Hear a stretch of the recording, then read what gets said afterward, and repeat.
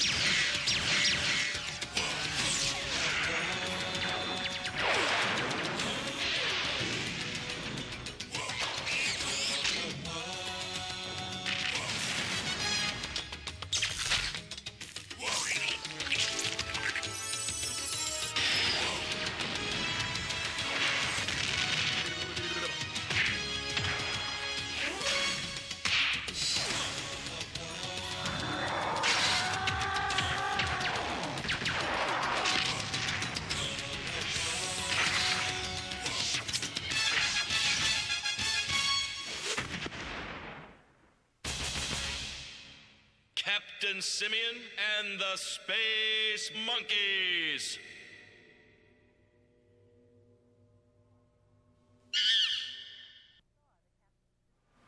Now, you saw that Captain Simian was created by and executive produced by Gordon Bresek.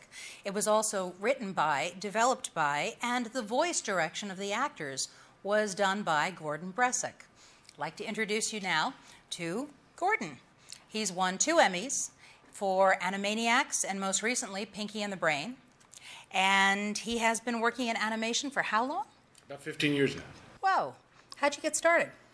Well, actually, I got started. I'd been an actor in New York.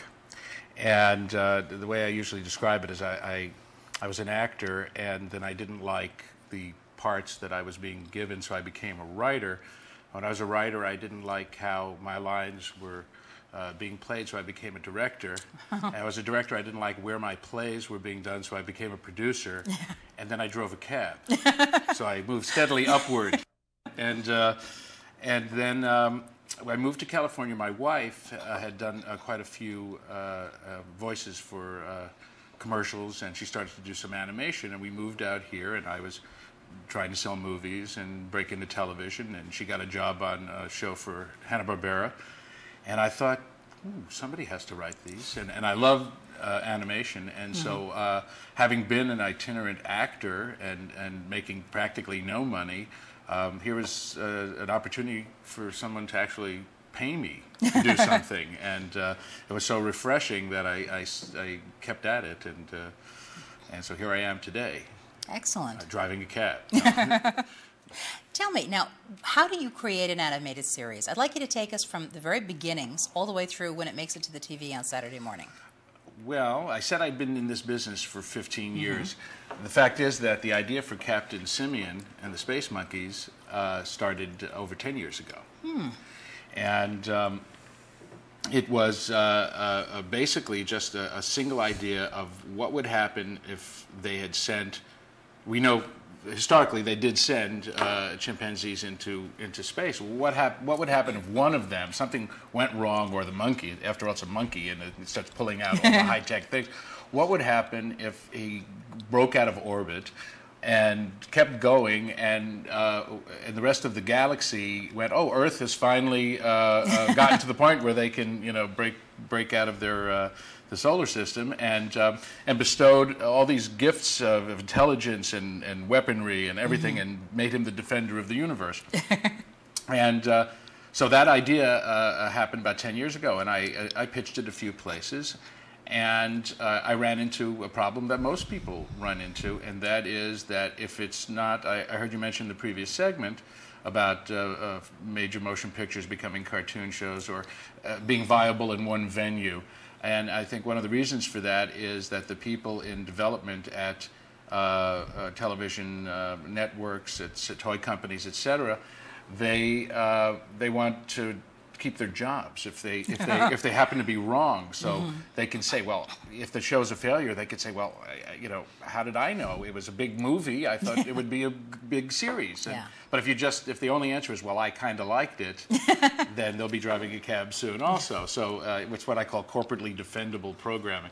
And so I didn't have much luck with it. So I put it, like most writers do, I put it in my, you know, not my kill file, my dormant file. And then I went to work. Over the years, I worked and developed relationships with a lot of people. And one thing I should point out to anyone interested in getting in this business or surviving this business, it is a business of relationships. And you're going to be surprised who constantly pops up again in your life. And this was a case where I went to work for a company, Film Roman, to story edit, and basically story edit is act as head writer for a show called Mighty Max. Mighty Max was a toy as well. Mattel was doing, and they had the little tiny. You notice you kept losing the little Mighty Max. The only one that got lost was Max. And so I worked with Rob Hudnut, who was the executive producer on that show, and had worked at Mattel as the head of Boys Toys before that. And he had left Mattel to come and do this project. This was sort of his baby. And we had a good working relationship, and along with a producer and an excellent artist, Gary Hartle, who is right now working on Johnny Bravo for Cartoon Network. But then he had, his background was in action, adventure, and comedy series. And I presented this to both of them, and they both loved it. So we went out, we did a single page of artwork plus the concept, and Rob was going to England to meet with a company called Bluebird Toys, who had produced the Mighty Max toy, which, by the way, was the male answer to Polly Pocket. Yes. And pitched it to them. And on the basis of just the log line of Captain Simian and that one bit of artwork, they made a deal with us and gave us the money to develop it. And having the first person say yes, having somebody having committed to it along the way, that started the ball rolling. Then we got a commitment from Mattel to do the distribution on the toy domestically and put up some money for that. And then having that, we went to Hallmark, who we knew were looking to get involved in this, and they put up a lot of money to create 26 episodes of the show. 26 being the magic number because it's the minimum you need for foreign distribution. A lot of shows now, almost all shows now, have to make their money in ways other than just syndication. Syndication revenue is way down, so you look for other markets. We cleverly got our most of our profit from the toy. That was clever, except for one little thing that we didn't figure. They didn't sell the toys. So we made a show we really enjoyed, that it's exactly the show we want. Didn't really make any money for it, other than the time that we worked on the show and all the pleasant memories we have now. But it was a long process. We had to pitch it a lot. You have to go and do a song and dance in a lot of offices. And actually, somebody gave us a huge advance. Mattel gave us a huge advance, which we then had to give to Hallmark as part of our deal for them to put up the majority share of the money, which we were willing to do to get the show done. And so it only just passed through our fingers on the way to its ultimate owner. Now, Hallmark. When you think of Hallmark, you think Hallmark Hall of Fame. You think something sweet and cutesy that you could do greeting cards on, or little statues. You know, they're very cute with the little baby things. You don't necessarily think Simian Space Monkeys. How did you convince them that this was the show they wanted to do? You know, you pitch things all the time, and I know you have, and we all go in there and we pitch things, and you try to get a sense of the room, like afterwards, like, did it go well? Yeah. Were they laughing? Did they seem to really like it? And sometimes you'll get laughing, and I love it, and it's great. It's too good. It's too good. You'll get that? You really will. Yeah. You'll get that sometimes. And this was a case where I pitched it, and I've flown to New York, and it was freezing cold, and I was wearing about 9 layers of clothes. And I went up into this woman's office, Vicky Cardero, who is Victoria Cardero, who is executive at Hallmark.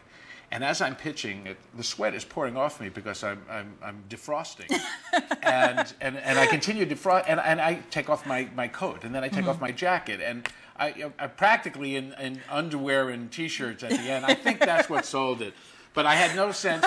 I had no sense afterwards that it had sold. She didn't crack at all.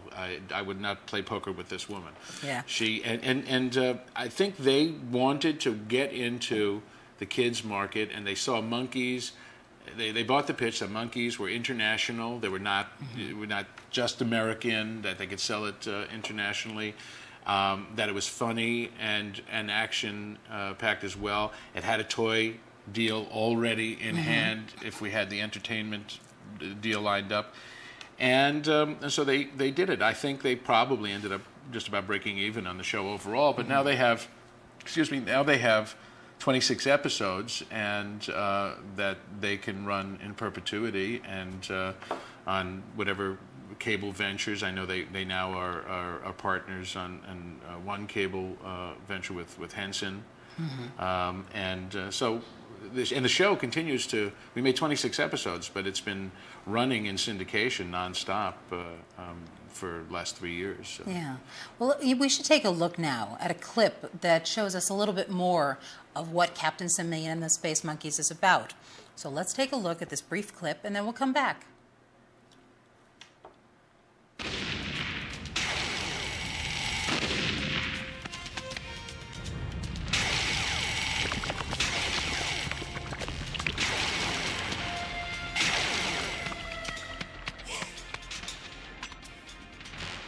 Houston, I don't know whether you'll ever copy this, but this may be the last chance I have for debriefing. And if it is, this message may be your only chance to save the Earth. The name is Simeon, Captain Simeon, Captain Chuck Simeon, and you're not going to believe a word of this. I was one of NASA's original chimpanzee astronauts. Due to some technological glitch, my capsule broke out of orbit. I went AWOL, thrown beyond the solar system out into the darkest regions of unexplored space. Preserved by a combination of freezing cold and zero gravity, I drifted for decades until I reached the very center of the galaxy. I might have drifted forever, but then something happened that wasn't in the handbooks.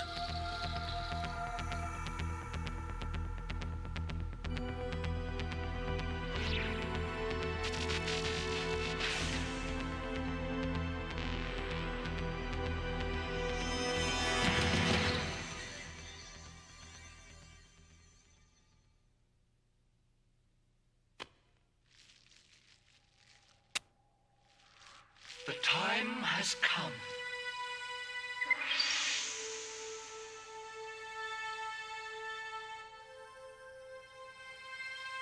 Earth has sent its emissary to us. Oh. I had thought Earth creatures had evolved beyond this state. They have broken free of their earthly bonds. So the prophecy is fulfilled. He must receive the gift. We must prepare the Cerebrotron.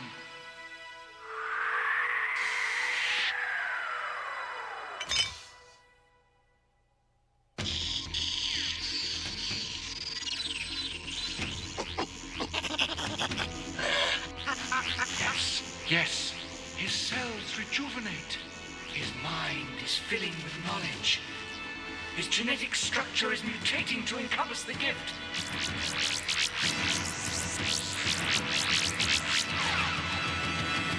It is done.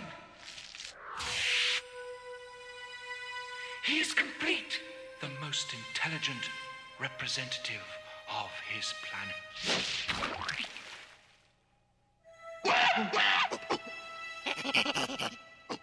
Well, perhaps we should turn it up a notch. And so, I became an intelligent creature, capable of logic, emotion, and speech. Anybody got a banana? Gordon, how do you create characters that are anthropomorphic animals yet are plausible? That's the whole question? Oh, That there's an instinct to it. There really isn't. I the created sky a character out of my elbow there. was My the elbow sky was cam. answering. Yeah. You want it to be more than a collection of traits. There's a tendency in animation, children's animation, to have characters identified by a single trait: the one who eats too much, the one who's always reading, the one who tinkers with. In almost any group dynamic, they sort of break it out like that, and in an attempt to get rid of old cultural stereotypes, they create brand new ones. Yeah. And for a while, any African American character that you had in a cartoon had to be the computer whiz, and it just creates brand new stereotypes. And so what I attempt to do is to find an iconoclastic point of view for the character, give them something that they can work with, but also that there's a conflict going on. I mean, in the case of Captain Simeon, he had the danger in creating the character of being just a typical gung-ho captain. He's very military and he's correct, but the fact is he's posing. He doesn't really know as much as he's a monkey after all. So he has that conflict in him as well, and you try and find some bit of yourself. I guess we're all the Macho is half posing, and so he's got that half, and then he also has a relationship with the other characters in which you get to see how his personality is manifold. And I think Jerry Doyle, who did the voice of Captain Simeon, and if there's any fans of Babylon 5, he plays Garibaldi on Babylon 5. I think he did a wonderful job with the voice, and really gave dimension to it. So that's an important part of it. Also, the way in which the character's posed and animated, this all it collectively helps to make the character. And it's also important that there be a real teamwork involved here, that the character, I've seen it happen in this business where you've written a character a certain way and with a certain attitude, and you hear a certain voice, and then because of the assembly line mentality of a lot of production houses, you send it off into the ether, and then when it comes back, the voice is completely wrong, the cadence of speech is completely wrong. So in a show that I created, I sought to have, not because I'm power mad, but I had a vision, and it was the best way to realize that vision was for me to be involved in almost every step of it, other than drawing it, which I can't do. I'm not an artist. Well, I want to break this down into two questions. Under normal circumstances, what is the interface between the writer and the voices? Do they work together, or is it totally separate, that after it's written, the voices come in with a different team? Well, it depends on where you do it, and there's a lot of different methods of working. When I came into the business 15 years ago, it was very much that assembly line mentality, and that is the writers had hardly even met the artists, and that still continues in a large part to this day. As a matter of fact, several years ago when I won an Emmy for Animaniacs, I was one of the writers who won the Emmy that year, and the Daytime Emmy. And I was up on the stage receiving the Emmy with a whole bunch of people. There were about 15 of us. And I didn't recognize half of them. And we all worked on the same show. There were artists, storyboard artists, and just the way it was set up there, we had no interchange at all. And so in some places that is pretty much the standard. Other places have the writers not even writing scripts, but working with storyboard artists and writing dialogue and talking about story as they go along. My favorite way to do this is just to keep the lines of communication open and make sure that everybody is involved and that everybody has creative input. And I think one of the rules that I use in any show that I'm running is the best idea wins. And it doesn't matter whose it is, and chances are it won't be mine. And I don't care where it comes from. A good idea is a good idea.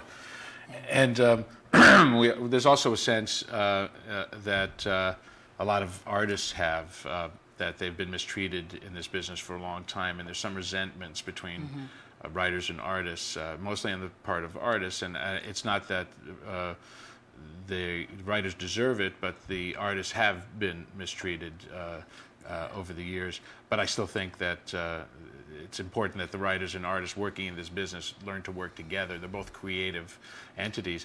I'd just like to add that there's a very strong movement of artists who firmly believe that if you're not an artist, you have no business writing cartoons. Oh, very interesting. And John Kricfalusi, who created Ren and Stimpy, is sort of the head of this movement. And though John has admitted to me privately that he made it all up. No, he didn't. No, he's admitted to me that... This is television. Yeah, you television. can do I that, can and say suddenly that. tomorrow Right. it's true. Exactly. No, he admitted to me that there are some exceptions to that in his opinion. But I always feel like John is an amazingly talented person. If you've ever seen Ren and Stimpy, it shows his talent. And that not everybody can do everything. John can do the do the voices, write the cartoon, draw the cartoon, play the music for the cartoon, and the rest of us mere mortals have to hire other people to do a lot of those jobs. And you know, you don't have to be Michael Jordan to play basketball. You can be specialists, and if you have a good writer and a good artist and there's good communication, then it can work. If nobody's talented, it's going to be pretty stinky anyway. I want to talk to you now about the director. I mean, when we think about directors, we think about the guy who's telling the camera where to go and the actors and everything else. You can't tell a cartoon where to go. No, you can't. This is to me a fascinating concept. How do you direct a cartoon, and how do you know what director is right for what kind of cartoon? Well, the term director in animation has a lot of different meanings, like the term producer in live action has a lot of different meanings. And director can mean simply somebody who times the sheets to make sure that the timing is all correct on that, and they would get a directing credit or in some places. It could also be the director. More than likely, the director is the person who supervises the storyboard artists and would report to the producer, who would report to the executive producer, etc. And depending on individual productions, how involved in post-production the director gets would also, that's flexible. On Captain Simian and the Space Monkeys, the directors didn't get that involved in post-production. They attended recording sessions and had some suggestions, and they were also involved in some music editing and so forth, but not very much. Mainly the producer and the executive producers did that, mainly the executive producers, because we were more hands-on, but not every executive producer is. And so directing a animated show is very different than directing an animated feature, in which there's just much more teamwork. If you look at the credits to a Disney animated feature, you'll see that the final credits rolling down there will have individual characters and the animator, and it's broken down into teams. Then the director takes the input from all of these and has an overall view. The overall view on a television series is generally provided by either the producer or the executive producer. The director has a lot of input, but the producer is really what you would consider to be the director of the series. So now, is it like in live action where you write the script and then you hand it over to the next stage and the writer kind of backs out? In a normal situation, how involved does the writer stay with the process if they're on staff of a cartoon? It depends also on what studio you're working at. As an example, we worked, a bunch of friends of mine and I all started around the same time. We worked at a studio I won't mention, and the writers were not allowed to attend the recording sessions. And so very often you would get back, you would see the final version, and the wrong stress would be on the wrong word, or somebody would have changed something. One writer friend of mine had written something for a show, and these were underwater characters, and the final the final line in the final scene in the episode was these characters had invented a machine so they could talk to other sea animals, and it was called the Bablatron. And the final line was, "Oh, we'll finally be able to talk to our friends the fish." And they turned the thing on, and it sucks in all these sea anemones, and they're all over them. And somebody else says, "With anemones like these, who needs friends?" and which is not a great joke, but it's a joke. Yeah. At the recording session, we got to that part of the script, and the actor reading the lines, they said, "We'll finally be able to talk to our friends the fish." And the actor said, "With scallops like these, who needs friends?" And we all jumped out of our seats and said, well, somebody decided that scallops were actually mobile, whereas sea anemones weren't. And so we had to run off and find a encyclopedia of aquatic life and prove that, never mind that the joke is. So we feel it's important that the writer be there to protect the script, or the story editor. Yeah. The story editor is a credit that a lot of people don't understand in animation. It's basically the head writer. It's not just somebody who's correcting grammar. And the story editor usually directs the writing on a series and is the filter through which everything goes. But traditionally, the writers are not very involved. It's thank you very much.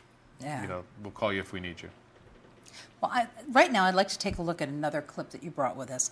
This is from Pinky and the Brain. It's from the early part of the show that lets you know actually what the series is about. It's not a representative clip from the show, but I think it gives you an idea of what we're going to be talking about next. So this is the opening of Pinky and the Brain. Let's take a look. Gee, mate, what do you want to do tonight? The same thing we do every night, Pinky. Try to take over the world. They're Pinky and the Brain. Yes, Pinky and the Brain. One is a genius, the other's insane. They're laboratory mice. Their genes have been spliced. They're Pinky and the Brain. Brain, brain, brain, brain, brain, brain, brain, brain. Before each night is done, their plan will be unfurled by the dawning of the sun. They'll take over the world.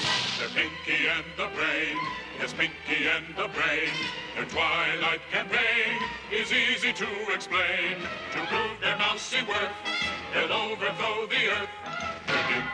They're Pinky and the Brain. Brain, brain, brain, brain, brain, brain, brain.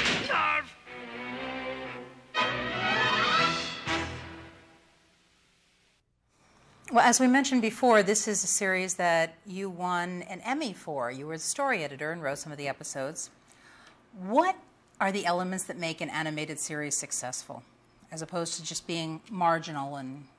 Oh, gee, if I knew the answer to that, you think I'd have the time to come here? You know?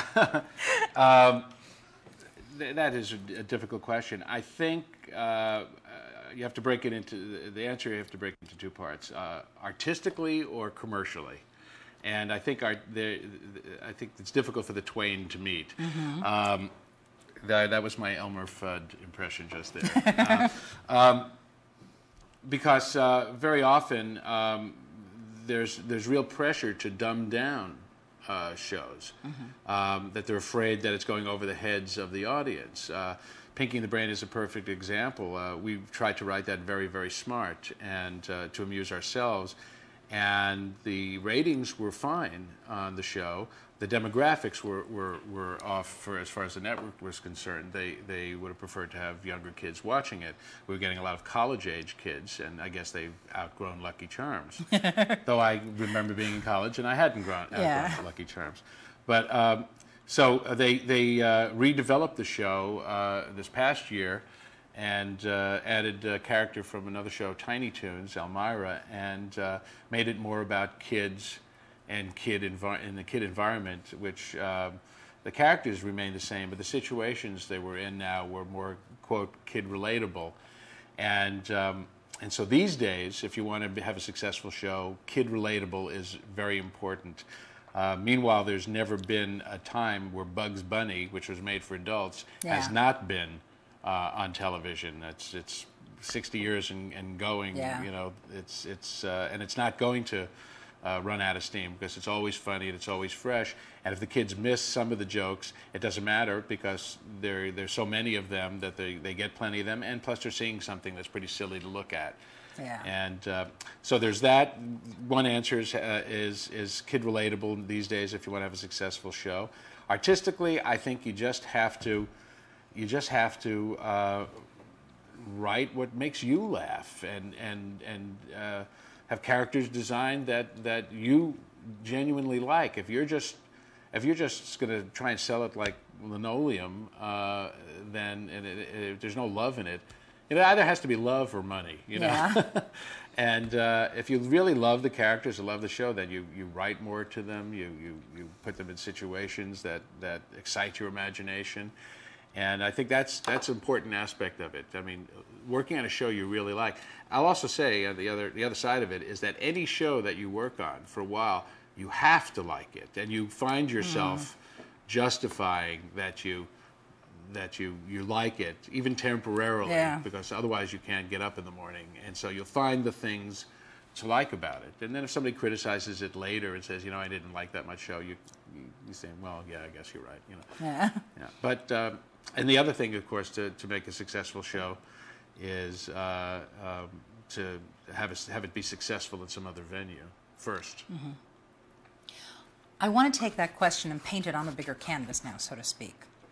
Why is a company like Disney, obviously the most successful, consistently successful, when a company like Don Bluth, which is also fairly decent, so much less successful? Why hasn't anyone been able to move around and become on a level of parity with Disney? Well, first of all, Disney's been doing what it's been doing for so long, and they're so good at it. But in the case of Don Bluth, who's a very talented animator, I think that it's very simple. It's story. He doesn't really know how to tell a story. And I don't know he personally, but the movies that he's been involved with, they're either convoluted or the characters aren't clearly defined, and that affects story. Whereas Disney, I just saw Tarzan 2 nights ago, and I thought it was a wonderful movie. It had a few things that disturbed me, or a few little glitches in it, but overall, on an emotional level and artistically, I thought it was a wonderful movie. Whether or not it was animation, a good movie. It's probably the best movie Tarzan ever made. Really? And yeah, from based on characters, based on really using what I would call the animation imperative. Why are you doing it in animation? There you go. We're going to talk about that in the third hour. And Tarzan answers that question. It does things that are impossible. Tarzan going through the vines is impossible to do in live action without millions of cuts and other special effects and so forth. And also to get the understanding and the relationships between the gorillas is impossible with people in gorilla suits or Johnny Weissmuller and a chimpanzee. And so the reason for animation becomes evident there. There are plenty of movies that I can think of where you go, why were they? Yeah. And also Disney, as there's heart in Disney movies, we know that. They have fallen into a predictable formula, and I think everybody has realized that. And Tarzan is not, it's not a giant leap away from the formula, but incrementally it has moved away from. Tarzan never stops once and sings a song about why can't I grab things with my feet, which I think would have been a wonderful song. But now, Captain Simeon, on the other hand, can grab things with his feet. Just so you know the difference. You go. What I thought was interesting was, I think it was the grandson of Edgar Rice Burroughs, said that the reason he liked it so much was because animation actually enabled him to portray a man who had been raised by gorillas, who would use his limbs in that way, and the muscular structure. I thought that was fascinating. Yeah. Now, the animation, the computer program that they're using now. Deep something. Yeah, all right. Well, then never mind. It is called Deep Canvas, I think. Deep Canvas, there we go. How does that work? Little tiny binary codes. Okay, what are future applications of? Well, no. What it means is, in all sincerity, is that there's not a static painted background like the classic animation background, which is a painted background. This is a three-dimensional background, so the character can move forward, backward in it, and it moves, it breathes, and it's the applications for it are, unfortunately, you're going to see every car commercial and other commercial will have this kind of use. I mean, that thing where everybody freezes and then like water freezes and everybody goes around. And I think it started with morphing. We saw it once in a Michael Jackson video, and then then you get sick of it by 6 months later. Yeah. And so we'll be sick of this in 6 months, I'm sure. Oh, okay. Well, that's comforting to know. I want to ask you now, switching from Disney and Don Bluth, what's it like to work with foreign animation people? With comedy, it's difficult because you have to explain the joke, and sometimes there's some cultural difference. They may correct you and think that there was some error. They won't understand the sarcasm, so they'll make the facial expression read more honestly. And meanwhile, you wanted to have a little more ironic, arched eyebrow or something. One of the things you'll notice in Disney movies, as opposed to Saturday morning television, for the most part, is that the characters' facial expressions do match their tone, the tone of their voice, and that's American animators working within the idiom, and they understand it. And there's some very talented Korean, Japanese, and Chinese animators. But they're so far away from where it's happening that it really becomes a game of telephone, long-distance telephone. And so generally speaking, supervisors are sent over. If the budget will allow, supervisors are sent over to make sure that they are, there's all a cohesive sensibility to it. But it's not easy, and frankly, I think it would all be better if it was all done here, but I don't think it's economically viable at this point. I want to ask you now in a different direction. Let's go from the craft to the overall theory. What's your take on the issue of violence in kids' cartoons? I mean, whether or not it engenders violence in children who watch it? Well, my philosophy generally, and not just limited to animation, is that there's probably been no more pervasive influence in television over the years than comedy, and why aren't people getting funnier? Yeah, there we go. And so I don't think that there's that cause and effect relationship cut and dry. That doesn't mean to say that some kid somewhere won't see something happen and do it, but I think it's impossible to control that, and I don't know that we should all be held hostage by the one aberrant child. But another aspect of that is that I believe that aggression is a childish male stage that little boys go through. And I strongly suspect that if you deny them this stage in their development, that it will come out later in far less socially acceptable ways. And I think that in most of the kids that are near adult age now did not grow up in a permissive anything goes Saturday morning environment, but in a very controlled psychologist involved in every show being experiment in the group dynamic, kid relatable stories. And I think that it was so controlled that the kids didn't get a chance to exercise their little immature demons. And I know that I grew up playing with cap guns and watching cowboys and Indians, and there was a war came along called Vietnam that I had no great love for, and I thought to myself, I've already played this. Interesting. And I think that the kids now, having been denied that aggression, you notice when the Gulf War happened, it was like instantaneously. Nobody heard of Saddam Hussein one day. The next day he was Hitler, and everybody was jumping around. And I think they want to have a villain. Yeah. And they need to have that. And I became very cynical about that. And I wrote an episode of Ghostbusters that never got on the air, because, and it wasn't specifically about anything. Did I just lose my microphone? Oh, yes. You see? It's a conspiracy. Now they cut to me so I can vamp during this. You can vamp. I Well, think this is a fascinating I'll just hold it take there. because Am I making lots of noise on the microphone? no, you're doing fine. I think it's fascinating because someone mentioned the fact that, and I say fact loosely, but all of the issues of violence, his microphone's back on, you can cut over, all of the issues of violence that have taken place in the schools They recently don't want to cut over. happened in communities that were very, very inundated with the whole Christian ethic and lots of Bible television and radio on the air and very non-violent. They all, oh, in a school like this, it never happens in a community like this. And that's a very fascinating take that you just gave it. I mean, it's not something that I just thought of immediately. I've given a lot of thought to it.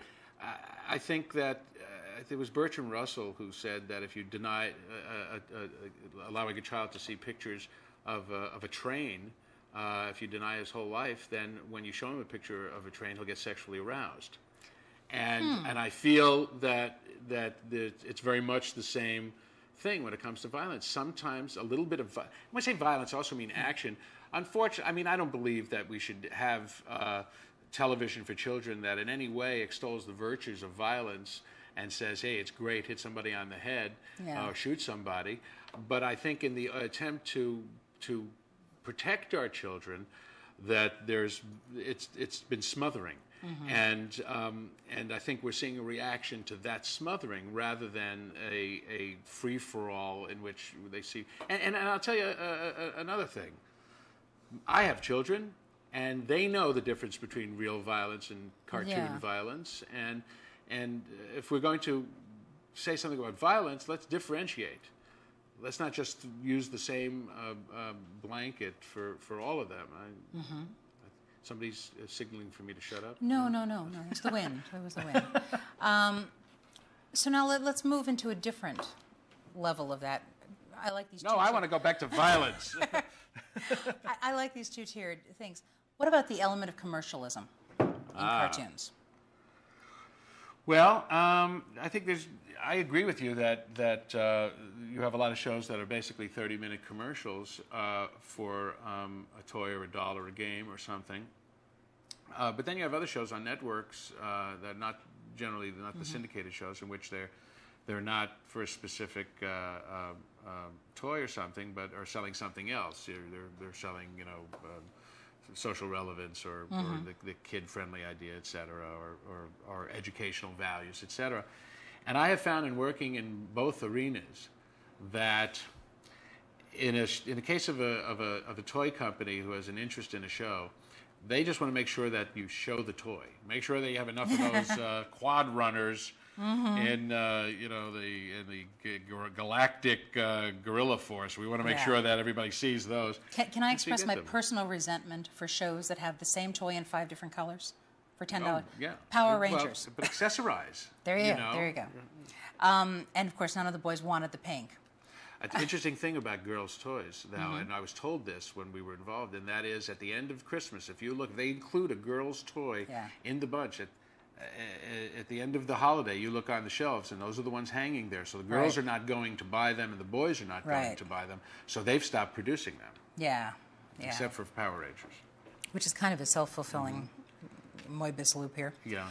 How do you explain the resurgence of animated feature films? I mean, we've really gotten to a point where it's expected there's going to be a few a year. Well, first of all, they've been remarkably successful. So Hollywood continually repeats itself. Believe me, if they all start failing miserably, they're going to dry up real fast. But they seem to be getting better and better. And I was talking about this with a writer friend of mine yesterday. Either with the primetime animation now becoming very big, either there's, I know you're going to talk about that in the next segment, either there's a glut and this is going to dry up and go away like, every other trend does, or perhaps America has reached the point that a lot of the rest of the world has, where it's simply another alternative, that this generation that's going to the movies now has not grown up with the idea that cartoons are just for kids, period. Yeah. And that's been an American sensibility, because in Japan it certainly is not the sensibility. In France and Italy it is not the sensibility. They read comic books and graphic novels, etc. And it's interesting, because as this part of the business is increasing and you're seeing more animated features and more primetime animation, the comic book business is going into a spiral. So there's less kids buying comic books, and yet comic book ideas are getting made into motion pictures. Men in Black, most people who have seen the movie don't realize it was a comic book, because it wasn't a remarkably successful comic book. It's used as sort of an idea incubator for a lot of producers. So hopefully it will continue, and that it'll just be an alternative. The last thing I'd like to say on that is that one thing I would point out is, as we're getting more primetime animation being produced, the shows for children, specifically for children, are targeting a younger audience, and the division between the two has become greater, so that shows like Pinky and the Brain or Space Monkeys do not fit into that niche as well, and it confuses programmers. They don't know where to put them. Are adults going to want to watch something about a mouse taking over the world? Maybe there won't be a tune-in value there. Once they watch it, I think they would like it, but that's a different question. And so that becomes more of a kids programming, and then the adult programming, which is much edgier and pushing that envelope further. Unfortunately, most of the writers for those things are coming from sitcoms, so I'm afraid that pretty soon there's not going to really be a difference between animated sitcoms and your regular sitcoms, which, generally speaking, are pretty awful. Yeah. So tell me this, where do you see the future of animation going in the next generation as we move on, especially at the turn of the millennium? I think that everything is cyclical. But the cycle rolls forward also. I think that the current trend of Mm-hmm. kid-relatable show, well, everything has to be kid-relatable. You don't want kids to not relate to it. Right. But this slavish devotion to imitating the formula that has been successful will continue forever till one person breaks the rule, and then everybody will imitate that. Right now, Nickelodeon, and it has been going on for a while, is pretty much leading the industry, and everybody's in a big hurry to copy Nickelodeon. Meanwhile, Nickelodeon is trying not to repeat itself, and it may lose some viewers, or it may gain viewers, and then there'll be some breakout hit. You know, every few years there's a breakout hit. Pokemon is a breakout hit. Teenage Mutant Ninja Turtles is a breakout hit. And generally speaking, that will continue. And I just hope that the separation between primetime and children's animation doesn't grow so great that the only thing that we do have room for are the same cookie-cutter kids in a classroom show, or Teletubbies type. Though I like Teletubbies. Really? But then I was a hippie. Yeah, okay. Yeah. So it has that flashback appeal. Yeah, it's sort of got the kind of Lidsville kind of, No, actually, I can't imagine that anybody could watch that for an entire half hour, but yet I have. Well, this has been a really remarkable hour, and I'm sure everyone else has enjoyed it as much as we have. I want to say thank you to Gordon Bresic, writer-producer, for coming to join us.